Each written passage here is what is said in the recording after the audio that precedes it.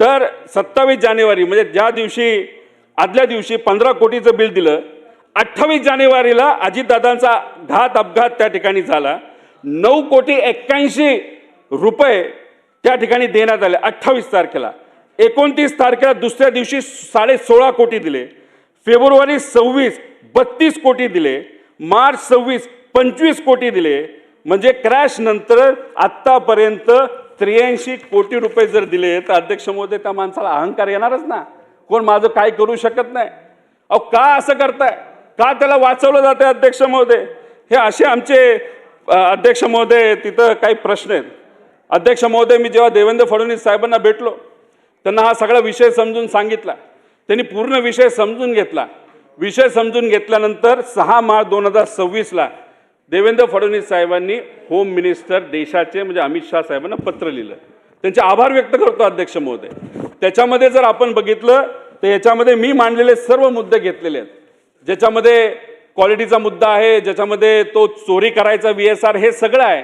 मग एवढे सगळे मुद्दे CM साहेबांच्या कार्यालयाली जर HM साहेबांना तिथे लिहिले असतील तर का आपण वापरतो हे विमान? खरं तर काकींना मला सांगायचंय, ते सुद्धा त्या VSRच्या विमानात गेल्या होत्या आणि VK सिंग तिथं म्हणतोय कि जिसकी मौत हुई है, जिसका एक्सीडेंट उनकी पत्नी VSR से ट्रैवल कर रही है, तो रोहित पवार को क्या अडचण आहे? अहो ह्या सगळ्या छोट्या मोठ्या गोष्टी अध्यक्ष महोदय तिथे महत्त्वाच्या असतात. आणि याच्यातच अध्यक्ष महोदय देवेंद्र फडणवीस साहेबांच्या पत्रामध्ये त्यांनी स्पेसिफिकली अमित शाह साहेबांना सांगितलेलं आहे की रोहित पवार जे म्हणतोय 12 रूलच्या अंतर्गत हे इन्व्हेस्टिगेशन झालं पाहिजे, त्याचा विचार करण्यात यावा. महाराष्ट्राचा मुख्यमंत्री आता देशाच्या गृहमंत्र्याला जर पत्र देत असेल तर अध्यक्ष महोदय पुढच्या 7 दिवसामध्ये, ठीक आहे 6 मार्चचं हे पत्र आहे, आजपर्यंत काही झालं नाही, पण मग पुढच्या 10 दिवसामध्ये 12 रूलच्या अंतर्गत एन्क्वायरी झाली पाहिजे. मला माहिती आहे शहा साहेब महाराष्ट्राचा मान ठेवतील, देवेंद्र फडणवीस साहेबांचा मान ठेवतील.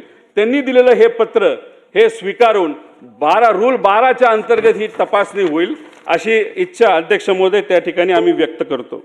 अध्यक्ष महोदय, शेवटचे 2 मुद्दे अध्यक्ष महोदय याच्यामध्ये अध्यक्ष महोदय कोण येते उठसूट आम्हाला म्हणते AIB चा रिपोर्ट येऊ द्या. अहो पहिला रिपोर्ट आला त्याच्यामध्ये भरमसाठ चुका आहेत, त्याच्यामध्ये ते म्हणतात राईट बँक झालं. अध्यक्ष महोदय ते लेफ्ट बँक झालं होतं, तिथं झाडं खूप सारी झाडं होती, त्या झाडाला विमान धडकलं आणि मग ॲक्सिडेंट झाला. कशाला अध्यक्ष महोदय खोटं? म्हणजे अतिशय हलक्यात त्यांनी हे इन्व्हेस्टिगेशन घेतलंय अध्यक्ष महोदय, असं आपल्याला त्या ठिकाणी म्हणावं लागेल. अध्यक्ष महोदय, मगाशी CM साहेब बोलत असताना नासिम प्रकरणाबद्दल ते बोलले, SIT केली, अधिकाऱ्यांना जबाबदारी दिली आणि गेल्या 10 दिवसामध्ये त्या चोराला पकडलं, पण किती प्रॉपर्टी ती शोधली, पण कारवाई सुद्धा केल्या. चांगली गोष्ट आहे अध्यक्ष महोदय. मग त्याच्याबद्दल हे होऊ शकत असेल तर या राज्याचा एवढा मोठा नेता जाऊन CIDला हे काम देऊन कुठं तपास चालू आहे हे सुद्धा कळत नाही, काय चाललंय हे सुद्धा आम्हाला काही तपास नाही अध्यक्ष महोदय.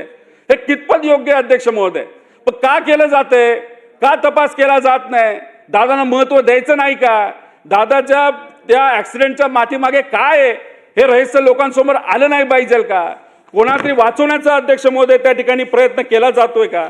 असे अनेक प्रश्न याच्यामुळे अध्यक्ष महोदय त्या ठिकाणी आम्हाला पडतात. अध्यक्ष महोदय, CBIला तपास द्यावा ही मागणी आमची नव्हती, ठीक आहे, CBI मोठी संस्था आहे, ही मागणी सत्तेत असणाऱ्या अजितदादांच्या पक्षानेच केली होती. ही कधी केली होती अध्यक्ष महोदय? 35 दिवसापूर्वी. आता 35 दिवसापूर्वी जेव्हा तिथं रिक्वेस्ट केला असेल की CBIकडे तपास द्यावा, अध्यक्ष महोदय सुशांत सिंग राजपूतच्या बाबतीत बिहार सरकारले केंद्र सरकारला आज पत्र लिहिलं आणि दुसऱ्या दिवशी CBIने ते स्वीकारले. अजितदादांच्या बाबतीत 35 दिवस झाले अध्यक्ष महोदय, अजून ते तपासणी स्वीकारलं नाही. आणि कहर बघा अध्यक्ष महोदय, तुम्ही सत्तेत आहात, तुमचा नेता गेलेला आहे, तुमच्या नेत्यामुळे तुम्ही सत्तेत आहात आणि त्या नेत्याच्या तपासाबद्दल तुम्हाला स्मरणपत्र द्यावं लागतं, रिमाइंडर पत्र की बाबा आमचं काय झालं CBIच्या एन्क्वायरी बद्दल. का अध्यक्ष महोदय का द्यावं लागतं? अहो कसली ही सत्ता? जवळचा माणूस गेला ज्याच्यामुळे आपण राजकारणामध्ये आहोत, तो माणूस गेलाय आणि त्याला जर तुम्ही न्याय देऊ शकत नसाल तर काय करायचं या सत्तेचं? काय करणार तुम्ही या सगळ्या गोष्टीचं अध्यक्ष महोदय? स्मरणपत्र आपल्याला अध्यक्ष महोदय त्या ठिकाणी द्यावं लागतं. अध्यक्ष महोदय, काही लोक म्हणतात मी दिल्लीला कशाला गेलो. अध्यक्ष महोदय, इथं तर मी मुख्यमंत्र्यांना भेटलो, दोन्ही उपमुख्यमंत्र्यांना भेटलो, सगळ्या नेत्यांना भेटलो. इथं मी माझा लक्षवेधी दिला होता, तो चर्चेत तिथे येत नव्हता. DGCAचा विषय दिल्लीचा, CBIचा विषय दिल्लीचा, त्यानंतर तुम्ही तिथं जो एव्हिएशन मंत्रालयाचा विषय दिल्लीचा, तिथं जाऊन काही नेत्यांना भेटणं हे अध्यक्ष महोदय माझ्यासाठी फार महत्त्वाचं होतं. याच्यामध्ये राहुल गांधीजी जे या देशाचे विरोधी पक्ष नेते आहेत त्यांना भेटलो. त्यांनी 45 मिनिटं या विषयामध्ये लक्ष घातलं, विषय समजून घेतला. आणि त्यांना जेव्हा कळालं की FIRच केला जात नाही महाराष्ट्रामध्ये, तेव्हा ते म्हणले हे होऊच शकत नाही, कारण का तो सगळ्यांचा अधिकार आहे. FIR हा 173च्या अंतर्गत झालाच पाहिजे. मी त्यांना वस्तुस्थिती सांगितली, तेव्हा त्यांनी एक स्टेटमेंट वापरलं. त्यांनी सांगितलं अशा राज्यात तुम्ही जावा जिथं खऱ्या अर्थाने न्याय दिला जाऊ शकतं अध्यक्ष महोदय. त्यानंतर मी खरगे साहेबांना भेटलो, सोनिया गांधीजींना भेटलो, विविध इतर पक्षाच्या नेत्यांना भेटलो. सुप्रियाताईंनी या सगळ्या बैठकीसाठी अध्यक्ष महोदय तिथं मदत केली. दिल्लीमध्ये मनोज झा सरांनी विषय मांडला, अरविंद सावंत साहेबांनी मुद्दा मांडला, संजय राऊत साहेबांनी अध्यक्ष महोदय तिथं मुद्दा मांडला. सुप्रियाताई त्या ठिकाणी बोलण्याचा प्रयत्न करत आहेत, पण तो विषय तिथं चर्चेना दुर्दैवाने त्या ठिकाणी येत नाही. अध्यक्ष महोदय, इथं सुद्धा जर आपण बघितलं तर विजय वडेट्टीवारांनी मांडला, नाना पटोले साहेबांनी मांडला, भास्कर जाधव साहेबांनी मांडला, अमित देशमुख साहेबांनी मांडला, विश्वजित भाऊंनी मांडला. त्याचबरोबर आमचे पक्षाच्या नेत्यांनी सुद्धा आक्रमक पद्धतीने, आवाज साहेब असतील, जयंत पाटील साहेब असतील, त्याचबरोबर वरच्या हाऊसमध्ये अमोल मिटकरी, त्यांनी तर अक्षरशः फार मनापासून त्यांच्या पक्षाचे आमदार विरोध असताना सुद्धा ते लढत आहे या विषयाला अध्यक्ष महोदय त्या ठिकाणी घेऊन. शशिकांत शिंदे साहेब तिथं बोलत आहेत. इथं काल नाना पटोले साहेब, नितीन राऊत साहेब, चेतन तुपे, खोसकर भाऊ असतील, दीपक केसरकर असतील, काशीनाथ भाऊ असतील, दाते, यांनी त्या ठिकाणी अध्यक्ष महोदय तिथं मांडला. आम्ही तिथं जातो, इकडं भेट तिकडं भेट, आमच्याबरोबर काय साधे कार्यकर्ते सुनील भुसारा, अतुल लोंढे, रवी वरपे, विकास लवांडे, फहाद अहमद, राजापूरकर, सुनील कांबळे, पंकज मोहट, पंकज बोराडे आणि सर्व पत्रकार, ह्या सगळ्यांच्या माध्यमातून अध्यक्ष महोदय त्या ठिकाणी आम्ही भांडण्याचा आणि बोलण्याचा प्रयत्न करतोय. अध्यक्ष महोदय, सगळ्यात महत्त्वाचं काय असतं तर FIR होणं असतं. शेवटच्या टप्प्यात अध्यक्ष महोदय तिथं आलेलो आहे. तुम्ही एवढं मनापासून माझे काही शब्द ऐकून घेत असाल ते त्यासाठी मी मनापासून आभार व्यक्त करतो. अध्यक्ष महोदय, FIR का करावा लागतो? त्याच्याशिवाय आपल्याला इन्व्हेस्टिगेशन करता येत नाही. काही लोक काय म्हणतात की बाबांनो ते ॲक्सिडेंटल डेथ रिपोर्ट म्हणजे कसं आहे, आपण मोटरसायकलवर चाललोय, मोटरसायकलवर चालताना आपण पडलो, डोक्याला लागलं, आपण मेलो. ॲक्सिडेंटल डेथ रिपोर्ट काय असतो की तिथं लिहिलेलं असतं की मोटरसायकल चालल्या, डोक्याला लागलं, डोक्याला लागल्यामुळे तो मेला. ॲक्सिडेंटल डेथ रिपोर्ट दादांचं पण काढण्यात आलं आहे की कुठं कुठं लागलं होतं, बगड्यांना का छातीला काय लागलं होतं का, पाठीला काय लागलं होतं का, जळून मृत्यू झाला का, कसा झाला, हा ॲक्सिडेंटल डेथ रिपोर्ट त्या ठिकाणी झाला. पण तुम्हाला इन्व्हेस्टिगेशनला एका दिशेने घेऊन जायचं असेल तर क्रिमिनल इन्व्हेस्टिगेशनला तुम्हाला FIR लागतो अध्यक्ष महोदय. हा काय मी म्हणतो असं नाही. BNS 173 आणि 74 अनुसार FIR नोंदवून घेणे हे अनिवार्य आहे BNS कायद्याच्या अंतर्गत अध्यक्ष महोदय. आणि तुम्ही जर बघितलं, जर आपला 0 FIR करायचं असेल, कारण माझ्यावर टीका झाली, मी मुंबईत गेलो होतो.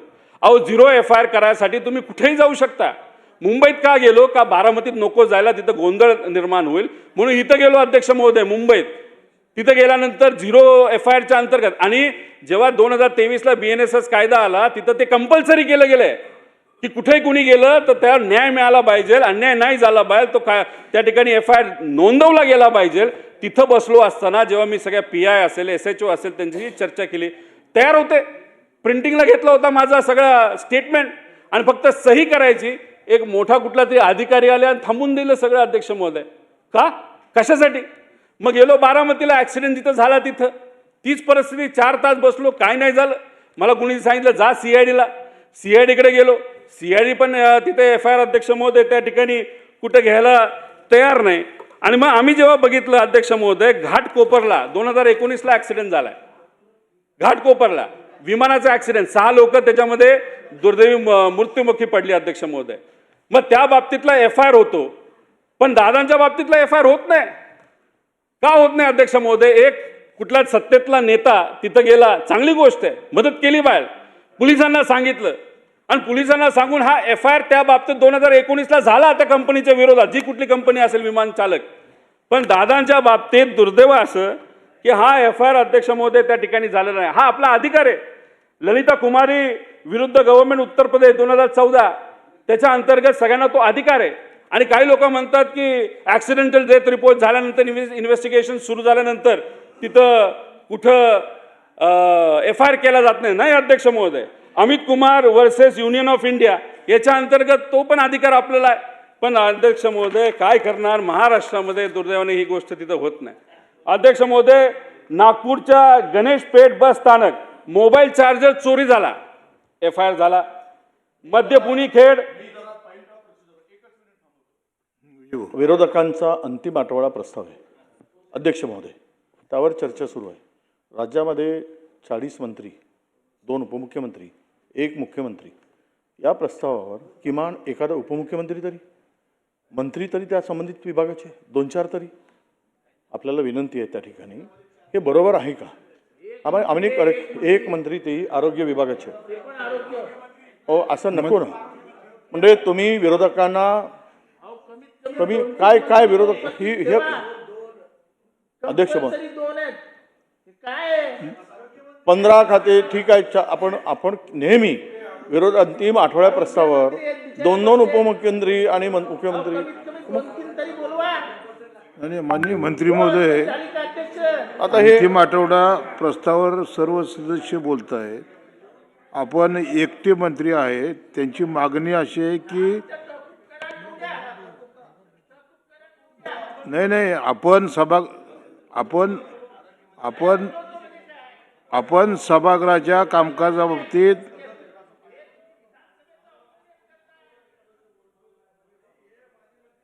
नाही, सगळेच वरच्या सभागृहामध्ये मंत्री नसतील तर मंत्री महोदयांना आंबेडकर साहेब, सगळेच मंत्री काही वरच्या सभागृहात नसतील ना. त्यामुळं विजयभाऊनी जी मागणी केल्याप्रमाणे नाही अध्यक्ष महोदय,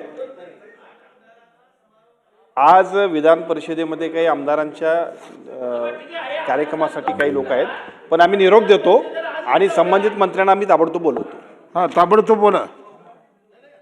अध्यक्ष महोदय, त्यांचं म्हणणं विधान परिषदेमध्ये चालू आहे ना, तर मग तुम्ही अर्धा तास तहकूब करा, त्यांनाही विधान परिषदेत जाऊ द्या ना. जाऊ द्या ना.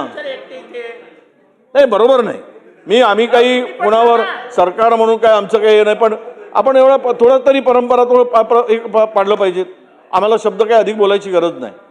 असं कधीच आम्ही पाहिलं नाही. हो ठीक आहे, तुम्ही 293वर ठेवत नाही, तुम्ही इतर आमच्या 101 प्रस्तावावर अल्पकालीन चर्चेवर ठेवत नाही मंत्री, पण अंतिम आठवड्या प्रस्तावावर मंत्री नाही. किमान मुख्य खात्याचे 2-4 तरी मंत्री असावेत. आपण 10 मिनिटासाठी तरी किमान हे सभागृह तहकूब करा. आपल्याला विनंती आहे अध्यक्ष महोदय, बरोबर नाही. हे सगळे प्रथा परंपरा मोडीत काढणार आहे, नियमाची पायमल्ली करणार आहे.